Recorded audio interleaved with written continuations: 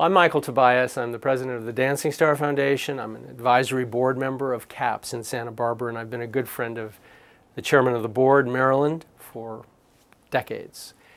And I'm involved with CAPS because I'm involved very much so with environmental issues, and population issues are fundamental to any biological bottom line one would care to study in whatever discipline, whether it's microbiology or clean air or the governance of sustainability worldwide, domestically, in your backyard. These issues converge. And as an ecologist of almost 50 years now, who has really focused on habitat preservation, biodiversity conservation, animal rights, human welfare, these are all population issues. And CAPS, I'm really proud to say, has been deeply involved since really going back to zero population growth in the mid-70s, and it wasn't until about, 1986 that they broke off to really focus on activist issues. And I think that's very interesting. One reason we have focused for so long as ecologists on saving giant panda bears, on saving species that are exotic, because it's almost easier to do that than to focus on your backyard. It's much more difficult to focus on your neighborhood, your community, for some reason. And maybe the reason is tipping. Maybe the humanity that has pushed all of the immigration, for example, that made the United States a great country, is suddenly staring back at us now in a kind of ecological mirror we've never experienced before. We're analyzing it for the first time, and the data is pouring in, and it's not pretty. As an ecologist, what do I mean? It's not pretty in terms of the water, which we're overshooting on every level. In California, it's a disaster. Throughout the Southwest, the effects of drought, one of the worst droughts possibly in 600-700 years, are accelerating the demise of this luxury we used to think of as basic, which was water. It's no longer basic. Clean air. California, again, is a bellwether. In almost every county, particularly 4 major counties, we're at the worst rung of every medical indicator in terms of pulmonary disease, in terms of particulate matter, in terms of ozone. All of the basics of clean air are not keeping pace with the regulations that we would like to see advocated in Congress, because there's too many people, there's too many cars. In the state of California alone, as CAPS has pointed out, there's over 500,000 people per year who are coming into this state on top of the indigenous fertility rate. So you've got this unbelievable cul-de-sac, ecologically speaking, which can be measured from every indicator you care to look at. For my money, one of the best indicators would be the old canary in the mine shaft. And in this case, it's particularly tragic because CAPS is in Santa Barbara County. Santa Barbara County is in Southern California, which is a biological hotspot, one of 35 across the terrestrial planet. These are areas of Earth which are most at risk, which are high biodiversity areas, which have the most number of species that have already gone extinct or are imperiled with extinction. In the case of California, there's 157 threatened and endangered species. And in that state, in that hotspot, Santa Barbara County along with San Bernardino County are the 2 most biological hotspots within the hotspots. The Santa Barbara song sparrow went extinct, as far as we know, in 1973. The species was Melodia. How tragic, how ironic is that we would see a little bird go extinct. And I track that explicitly to the population crisis. And it is a crisis.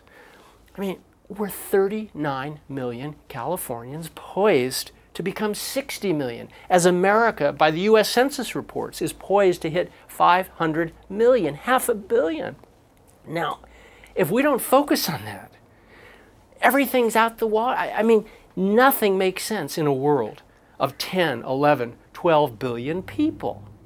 We were speaking earlier about the Louisiana Purchase and Thomas Jefferson. And in 1804, when the Louisiana Purchase was ratified, America had about 6 million people.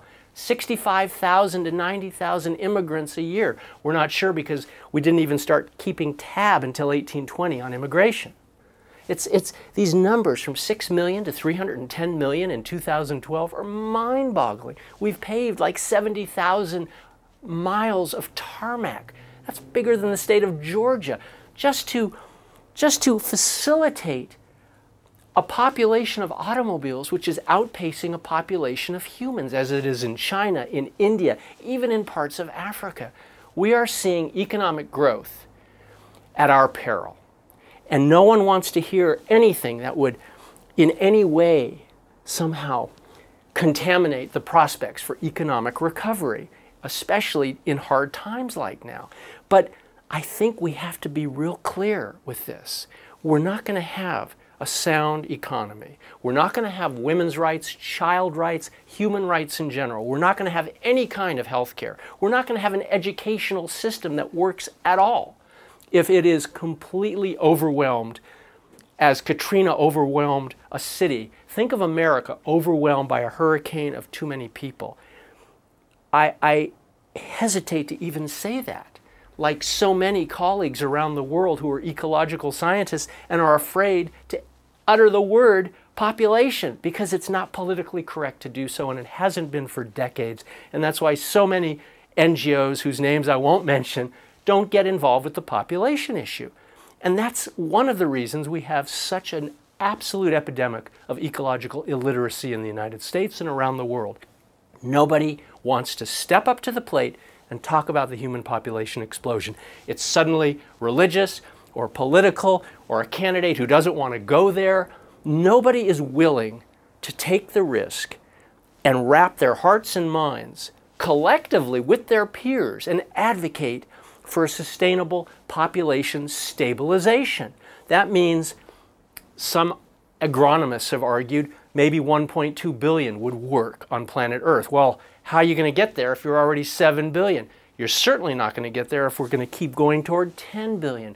We've got to shrink the number of people and enrich the quality of their lives. As the UN Family Planning Program has been saying for years, every child, a wanted child. I would expand that to say every mother, a wanted mother. Every father, a wanted father. Every sibling, every brother, every uncle, every grandparent wanted, not at risk. And right now, the human population and all of the tens of millions of other blessed spirits, species that cohabit this miraculous planet with us are at risk. Not because we're deliberately trying to do anything wrong, but because we're consumers at heart. Everything we buy, everything we drive, no matter what we do, we seem to in some iteration, be the African elephant that whether it makes love or makes war is still going to rough up the bushes and tear down some trees, and basically it's a big mammal. We are big mammals. We are large, bipedal, largely carnivorous Homo sapiens who, as sapient, should know better. But we continue to wield this muscle man mentality to favor brute force over calm, courteous logic that is loving, that is not exclusive but all-inclusive. And we also have this tendency to talk about compassion to death. The fact is, that's part of our nature as well. We're loving beings. But we have to put a spin on it that's logical and clear.